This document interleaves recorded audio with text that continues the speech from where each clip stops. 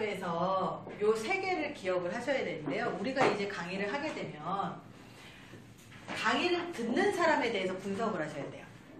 강의 듣는 사람에 따라서 강의 내용이 같은 컨텐츠라고 하더라도 말하는 내용이 달라질 수 있습니다. 만약에 같은 아로마를 강의를 하는데 40대 아저씨들한테 만약에 이 아로마 테라피 강의를 해야 돼요. 컨텐츠는 아로마입니다. 어떻게 강의를 풀어내야 될까요? 쉽고 재밌게는 기본이고요. 어떤 내용으로 해줘야 될까요? 어떻게 얘기해야 그 사람이 싹 몰입될까요?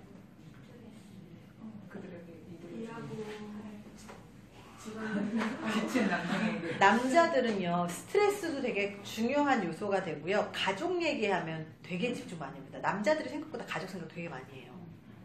왜냐면 남자들이요, 그 돈을 버는 이유가, 사냥을 하는 이유가 사냥해서 먹여 살리려고가 아니라 사냥물을 와이프한테 갖다 주기 위해서거든요. 남자가 그런 존재입니다. 그래서 가족 생각 되게 많이 해요. 그래서 가족 얘기할 때 가장 눈이 반짝반짝하고 귀가 쏠려 있어요. 그래서 저는 리더십 강의를 할 때도 가족 얘기 같이 해요. 가정을 어떻게 건사해야 되느냐, 아이가 어떻게 키워야 되느냐. 왜냐하면 그 원리가 똑같거든요. 기업에서 부하 직원 키우는 거하고 원리가 똑같아요. 그렇기 때문에 비유를 하더라도 가족 얘기 좀 많이 합니다. 그러면 20대, 20대들한테 어떻게 얘기해야 돼요? 20대 여자. 화장품, 화장품, 향, 매력, 예쁨 이런 걸로 어필해야 되죠. 그래서 그런 것들이 조금 달라지는 거예요. 도입 자체가 동기부여가 좀 달라지는 거예요. 그래서 이 사람 분석을 많이 해야 되고요. 그 사람의 직업, 나이, 아니면 관심사 이런 것들이 되게 중요해요. 제가 시간이 좀 더 있었으면 요거 마케팅 기법으로 STP로 설명을 해줄 텐데 지금 시간이 없어서 STP까지는 좀 못 들어갈 것 같고요. 제가 이제 경영학까지 했으니까 이제 이런 것들 다 나오는 거예요. 사람 분석을 좀 해주셔야 되고, 어떤 사람이 오냐, 그 사람 기본적인 니즈가 뭐냐, 욕구가 뭐냐, 왜 여기까지 왔지, 뭘 필요로 하지, 이게 가장 중요하고요. 두 번째, 목적이 필요합니다. 목적. 결국 그 컨텐츠, 어떤 컨텐츠로 이야기를 할 거냐, 목적이에요. 목적. 그래서 대화를 할 때도 목적 있는 대화가 없는 게 없어요.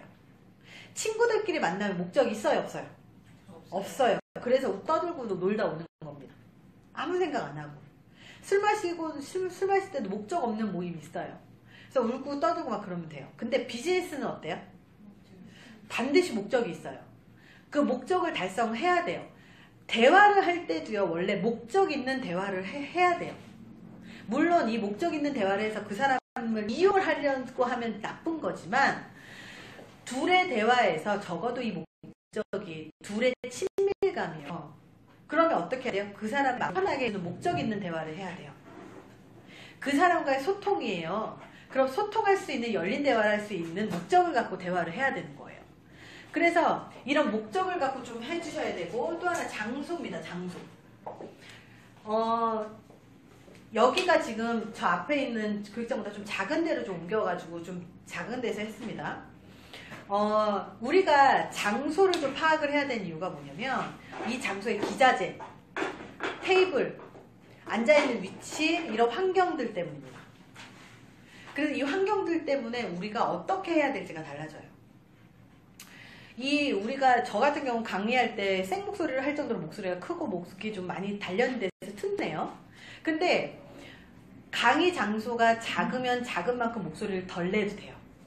근데 목소리의 크기는 뭐에 비례하느냐? 교육장의 크기에 비례해야 됩니다.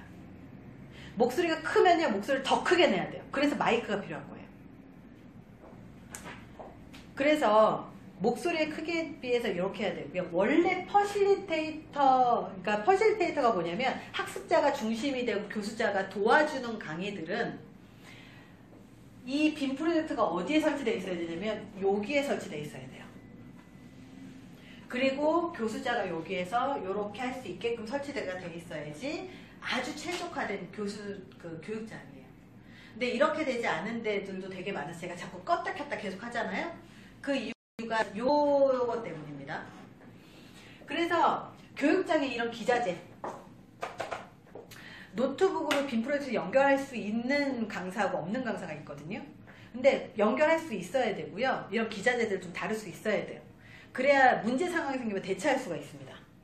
그래서 이런 기자재들을 파악하고 여기 위치 파악하고 이게 강의식으로 돼 있으면 강의를 좀 더 많이 하면 되고요. 테이블이 있으면 활동을 할 수 있게끔 하면 되고 2인으로 앉아있으면 2인 대화를 할 수 있게끔 해주고요. 디귿자로 돼 있으면 활동을 할 수 있게끔 더 많이 합니다. 그래서 저는 강의하러 딱 들어가서 환경을 미리 볼 수 없잖아요. 미리 달라고 안 해요. 미리 이렇게 세팅해 주십시오 요구를 하거나 이렇게 하긴 하지만 우리 같은 경우는 가가지고 저는 강의 준비를 다 해갔어도요. 여기 앉아있는 사람들 그리고 강의장 환경을 딱 보고요. 그날 바로 강의 바꿔서 진행하는 경우도 상당히 많습니다. 그래서 그렇게까지 노려내려면 시간이 오래 걸리니까 사전에 이것들을 다 빨리 분석하고 파악하고 확인한 다음에 가시는 게 가장 좋죠. 상담도 마찬가지예요.